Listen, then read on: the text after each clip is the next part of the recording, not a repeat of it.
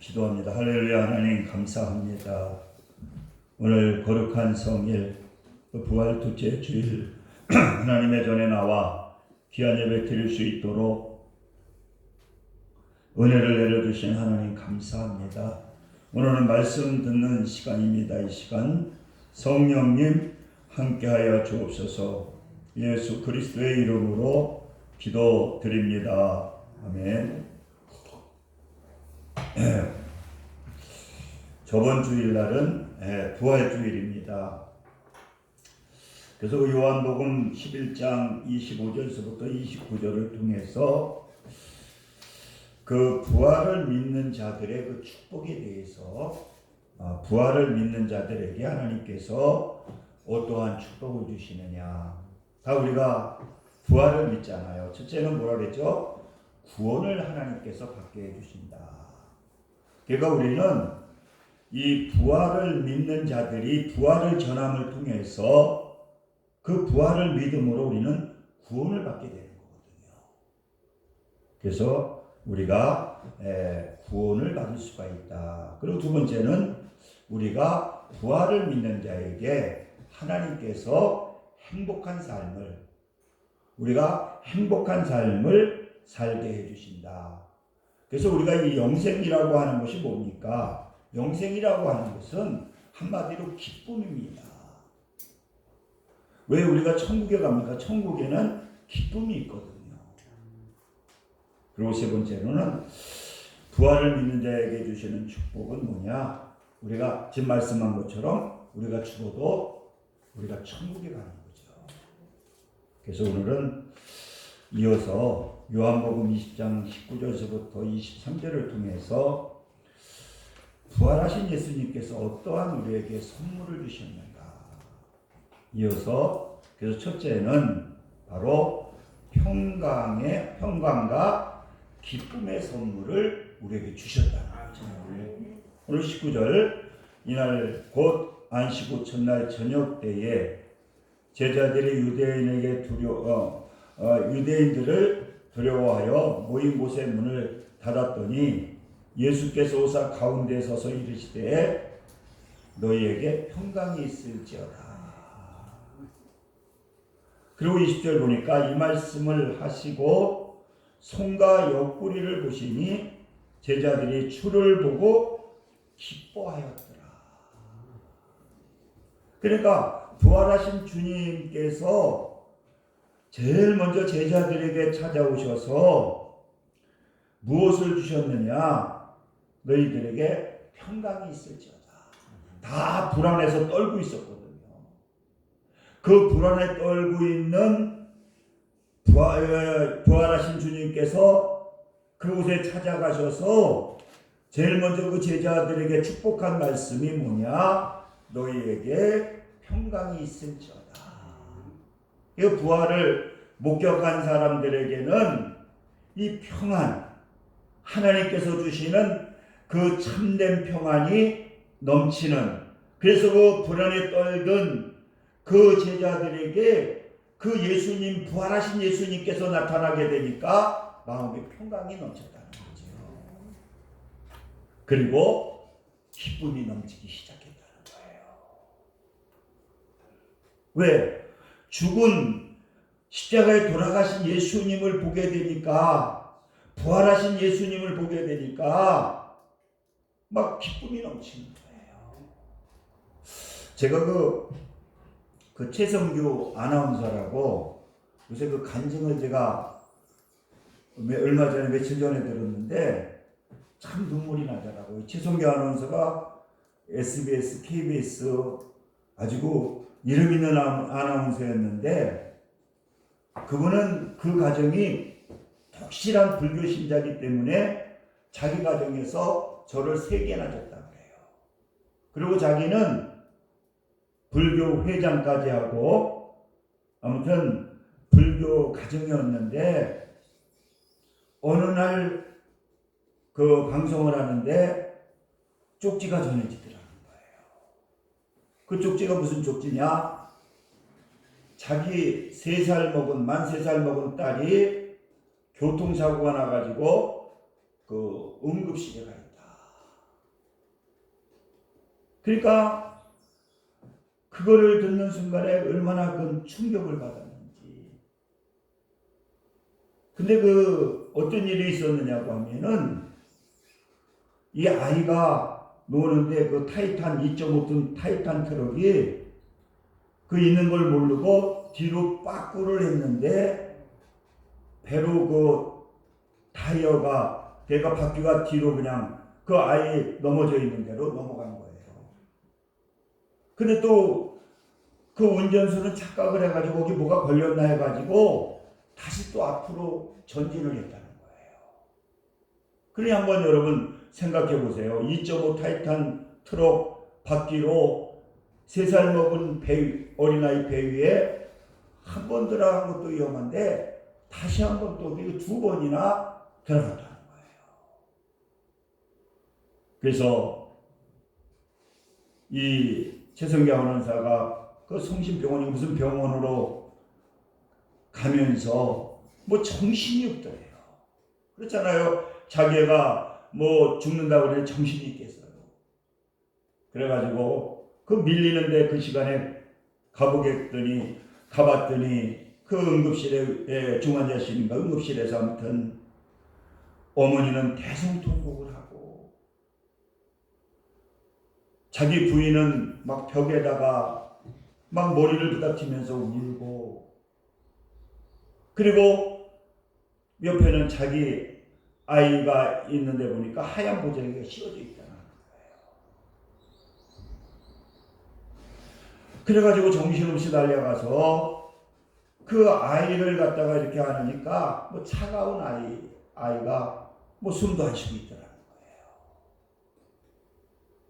근데 그가 가면서 무슨 생각을 했느냐? 자기는 불교 신도면서도 하나님 생각이 나더라는 거예요. 하나님 살려달라고. 우리 아이만 살려주게 되면은 그 하나님 믿고 살겠다고, 하나님 뜻대로 살겠다고. 자기가 왜 그런 얘기를 했는지, 왜 그런 말을 했는지 알 수는 없지만은 그래가지고 아무튼 그 식은 그 아이를 안고 막 하염없이 막 눈물을 흘렸대요. 뭐 정신없이 아이를 갖다가 네가 왜 여기 있느냐고 막 울면서 막 눈물이 그 아이에게 떨어지고 그러는데 아이가 뜨뜻해지더라는 거예요. 편안하게 아이가 뜨뜻해지기 시작하더니 뭐가 이렇게 걸린 것처럼 그래가지고 했더니 막 이렇게 흔들었더니 입속에서 막 핏덩어리가 하나가 확 튀어나오더라는 거예요. 그러면서 아무튼 그 아이가 이제 숨을 쉬게 되고 그래가지고 이제 그 아이가 보니까 이제 살아나기 시작을 하더라는 거예요. 그러니 죽은 아이가 살아나게 되니까 얼마나 기쁘겠어요. 그래서 그 아이가 이제 다 검사를 받고 죽었다고 해서 방치해놨다가 그래서 아무튼 하나님의 약속을 지키기 위해서 그 얘기를 했더니 부모들도 형제들도 그래서 그 아이가 태어나고 나서 14명의 그 가족이 그러니까 엄마 아버지 형제들 전부 다 전 식구가 14명이 있더라는 거예요.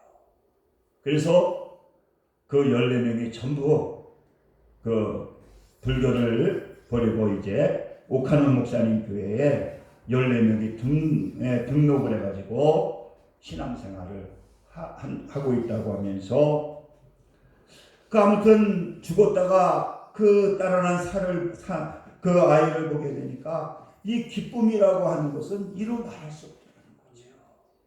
여러분, 그래서 지금도 신앙생활을 잘하고 기독교 방송에서 지금 최성기 아나운서가 일을 하고 있고 그 딸은 커가지고 카나다에 가서 성학을 하고 또 교회에서 이렇게 사역을 감당하고 있다는 거예요. 여러분, 이 부활하신 그 죽은 아이가 살아나도 온 가족의 기쁨이 넘치는데 부활하신 예수님께서 우리에게 주신 선물이라고 하는 것은 뭐냐? 우리에게 기쁨을 주셨다는 거예요. 그러니까 예수님의 부활이 전해지는 것마다 어떠한 역사가 나타나게 되느냐? 막 기쁨이 넘치는 그러한 역사가 나타나게 된다는 거죠. 그리고 두 번째로는 부활의 선물은 뭐냐? 우리에게 사명을 주셨다는 거예요. 오늘 이 본문에도 보니까 21절에 말씀하고 있죠. 중반절에 보니까 아버지께서 나를 보내신 것 같이 나도 너희를 보내느니라 그렇게 말씀하고 있는 거예요. 이렇게 우리 하나님께서는 우리에게 무엇을 주시느냐고 하면은 이 하나님께서 우리에게 이 사명이라고 하는 그러한 직분을 하나님께서 우리에게 주셨다는 거예요. 여러분, 가장 큰 죄가 뭡니까? 가인이 범죄했을 때 아무 직분하는 유린하는 죄를 준 거예요. 그런데 하나님께서는 부활을 목격하고 부활하는 것을 갖다가 믿는 자들에게는 하나님께서 무엇을 주시느냐? 이게 사명을 주신다는 거죠. 그래서 그 사도적인 사명을 우리에게 주셨죠. 사도는 아포스톨로스라고 해서 보내심을 받은 자. 그러니까 우리 하나님을 믿는 부활을 믿는 자에게 주시는 것은 뭐냐? 이 하나님의 아들로 삼아 주시고 그것만으로 끝나는 것이 아니라 그 아들에게는 그 권위적인 하나님께서 무엇을 주셨느냐? 하나님의 아들의 그 능력을 하나님께서 주셨다는 거예요. 그래서 오늘 그 23절에도 그렇잖아요. 너희가 누구의 죄든지 사하면 사해질 것이요. 누구의 죄든지 그대로 두면 그대로 있으리라 하십니다. 그러니까 우리 부활을 믿는 하나님의 자녀들에게는 그 사명을 주시고 그 사명을 갖다가 사명만 주신 것이 아니라 그 일을 감당할 수 있는 그러한 능력을 하나님께서 우리에게 주셨다는 거죠. 그러니까 여러분, 초대교회의 부활에 목격한 제자들이 어떻습니까? 그냥 사명만 주신 것이 아니라 그 사명에 따라서 그것을 감당할 수 있는 하나님의 자녀의 능력을 하나님께서 주셨다는 거죠. 그러니까 여러분, 베드로가 어떻습니까? 어부에 불과했잖아요. 그러나 복음을 전하면서 어떻습니까? 병든 자에게 막 손을 올려서 기도하게 되면은 병이 치료되고, 기도하게 되면은 귀신이 쫓겨나가게 되고, 이렇게 하나님께서는 부활하셔서 우리에게 주신 그러한 선물은 뭐냐? 이렇게 하나님께서 직분을 주시고 직분에 따르는 그 권세를 하나님께서 우리에게 선물로 주신 것을 여러분들 믿으시기 바랍니다. 그러니까 우리에게는 그런 능력을 주셨다는 거예요. 그래서 이번에 간증을 들어보니까 박종호 그 가수 장로님 계시거든요. 아주 성악을 엄청나게 잘하셔요. 그래서 아무튼 박종호 콘서트 하면 사람들이 그렇게 많이 몰리는데요. 그 장로님도 오늘 몸이 150kg 이렇게 서울대 성악과 나오셔가지고요. 그런데 아무튼 이 간암이 왔는데 이 간을 이식하지 아니하면 살 수가 없다는 거예요. 간이 이식하지 않으면. 근데 딸이 둘이 있는데 이분이 너무 덩치가 커가지고 간을 하나만 가지고는 안 된다는 거예요. 한 사람 가지고는 안 된대요. 이 덩치가 크면 간도 큰가 봐요. 그래서 간이 2개가 필요하다. 그랬더니 그 딸들이 간을 다 주겠다. 아버지를 위해서 27살 된 큰딸인데, 그래가지고 아무튼 큰딸이 먼저 이제 수술을 해서 간을 반을 떼내고, 또 둘째 딸이 또 간을 반을 또 떼서 박정호 장로님 그 두 개를 갖다가 이렇게 집어넣어야 간이식이 된다는 거예요. 근데 이게 간이식이요 얼마나 힘든지 모르는데 뭐 생거를 뜯어내니까 그 고통이라고 하는 거는 이제 뭐 마취가 끝나게 되면 그런데 딸이 뭐 7시간이면 나와야 되는데 10시간이 돼도 안 나오고 몇 시간이 돼도 안 나오더라는 거예요. 야, 이거 간이식 간 떼내다가 죽은 거 아닌가 걱정이 되는데 나중에 보니까 그 딸도 좀 뚱뚱한가 봐요. 그래서 그 딸 간이 너무 커가지고 동생은 안 해도 돼가지고 이제 간이식을 해서 지금 아주 뭐 몸무게가 반으로 줄어서 지금 간증을 하시는데 무슨 얘기를 하느냐. 자기가 그걸 느끼면서 이 신의 능력을 갖다가 사모하게 된다는 거예요. 그래서 자기도 옛날에도 치료의 능력이 있었대요. 그런데 자기는 이제 찬양을 통해서 치료의 능력이 자기는 나타난 것 같다고. 그래서 이번에 콘서트를 하시면서 환자들 또 건강사로 오시면 그 찬양 콘서트를 통해서 아마 하나님께서 암도 고쳐주시고 병도 치료해 주시고 막 그러한 역사들이 분명히 나타나게 될 거라는 그러한 말씀을 하시더라고요. 그래서 바로 우리에게는 이렇게 부활을 무슨 선물이냐? 직분을 주셨는데 직분에 따른 권세를 하나님께서 우리에게 허락해 주셨다는 거죠.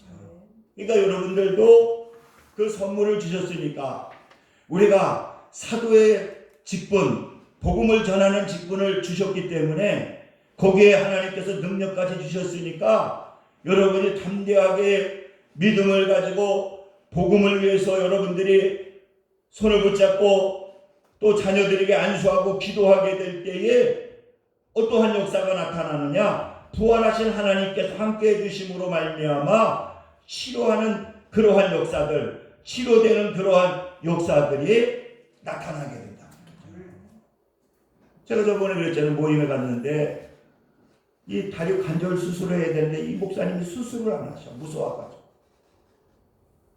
두 개를 다 갈아야 될 것 같은데 뭐 6개월인가 몇 개월 걸린다고 자기는 저기 끝나면 하신대요. 은퇴하시면 하신다 그러는데 그러니까 조금 걸으면 다리가 벌써 쩔쩔나는 거예요. 이거 얼마나 아팠으면 제가 들어오니까 목사님 그분이 그렇게 받는 분이 아닌데 너무 아프니까 막 기도한다라는 거예요. 그래서 그 두 무릎이 다 고장이 났는데 빨리 이걸 갈아야 되는데 그래서 두 무릎을 붙잡고 간절히 기도하니까요. 목사님이 그러는 거예요. 야, 기도하고 나니까 그렇게 안 아프다고. 감사하다고. 여러분, 하나님께서 우리에게 부활하신 하나님께서 부활을 믿는 우리에게는 사명만 주신 것이 아니라 그 사명에 따르는 이 권세가 주어졌기 때문에 그 믿음을 가지고 우리가 기도하고 믿음을 가지고 선포하게 될 때에 그대로 되는 그러한 역사가 나타나게 된다. 그리고 마지막으로 바로 하나님께서 주신 선물은 부활의 선물은 뭐냐? 성령을 선물로 주셨다는 거죠. 오늘 22절에 보시기 바랍니다. 이 말씀을 하시고 그들을 향하사 숨을 내쉬며 이르시되 성령을 받아라. 그러니까 부활을 목격한, 부활을 체험한, 부활을 믿는 우리에게는 하나님께서 무엇을 주셨느냐? 성령을 주셨다는 거예요. 할렐루야. 그래서 우리가 그 주신 선물을 그냥 놔두면 그대로 있는 거거든요. 그래서 뭐 미국에서는 그 제일 큰 욕이 목회자들에게 제일 큰 욕이 뭐라고 그래요? 성령 없이 목회한다면 성령 없이 목회한다고 하는 것이 가장 큰 욕이라는 거예요. 그러니까 우리에게도 성령을 선물로 주셨기 때문에 성령을 받으라고 우리에게 주셨기 때문에 그 성령님을 인정하고 그 성령님의 인도함을 받게 될 때에 누구의 능력이 나타나게 되느냐? 예수님의 능력이 나타나게 됩니다. 우리가 목회를 해도 그렇고 또 공부를 해도 마찬가지잖아요. 하나님 의지하고요 성령님에게 지혜를 구하게 되면은 그 지혜를 구하게 될 때에 성령 하나님께서 역사하시게 되면은 지혜로운 사람이 되는 거예요. 그리고 성령님은 뭐냐? 그 성령님은 능력이거든요. 사도행전 1장 8절에 보니까 오직 성령이 너희에게 임하시면 너희가 권능을 받고. 성령은 뭡니까? 능력입니다.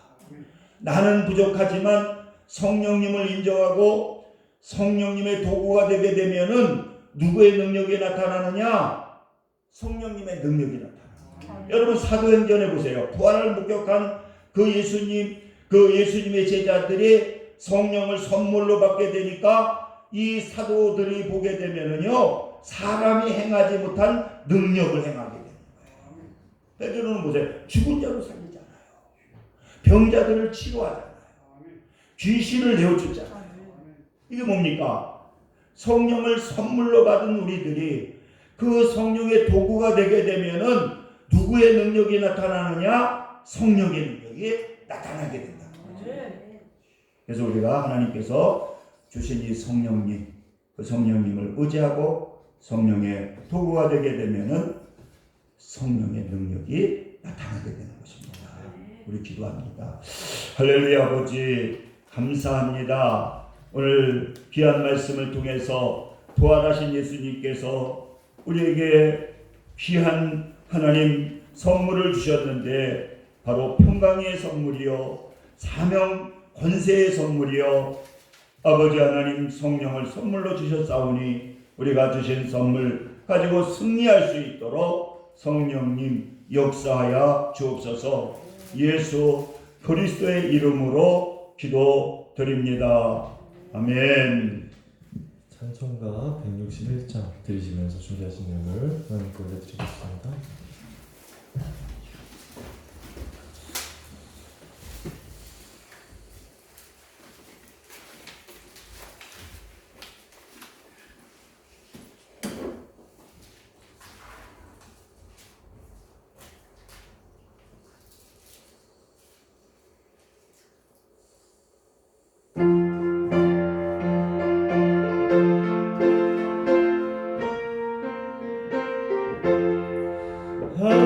할렐루야 우리 예수 구원을 전하셨네. 세상 사람 찬양하니 천사와 다 파도나 구주 예수 구원하사 사망 권세 이겼네. 구주 예수 구원하사 사망 권세 이겼네. 할렐루야 우리 예수 왕의 왕이 되시고 우리들의 중보 되신 성령 증거하시네. 구주 예수 구원하사 처음 열매 되셨네. 구주 예수 구원하사 처음 열매 되셨네. 할렐루야 우리 예수 흠과 피가 없도다. 무덤 속에 있는 죄인 주가 일으키시네. 구주 예수 구원하사 영광 주로 오시네.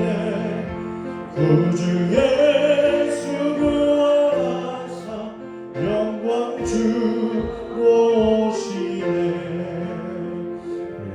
이렇게 성금 기도와 축도해 주시겠습니다. 할렐루야. 아버지 감사합니다. 하나님께서 거룩한 성일 이렇게 허락하여 주시고 또 어려운 가운데에서도 주님을 사랑하셔서 이렇게 교회 나와 예배 드릴 수 있도록 은혜를 내려주신 하나님 감사합니다. 이 시간 성령을 의지하오니 오늘 이 예배 드리는 믿음의 성도들, 그 아픈 분들 있으면 성령의 능력으로 치료해 주시고 여러 가지 기도 제목이 있으면 오늘 이 마음속으로 소원하는 기도가 이번 주에 응답되는 놀라운 하나님의 역사가 나타나게 하여 주시옵소서. 이상한 정성을 다해 귀한 예물 드렸사오니 기뻐 받아주시고 넘치는 은혜로 축복해 주옵소서. 예수 그리스도의 이름으로 기도드립니다. 아멘. 우리 찬송 1장 일어서셔서 부르심으로 축도하심으로 마치겠습니다.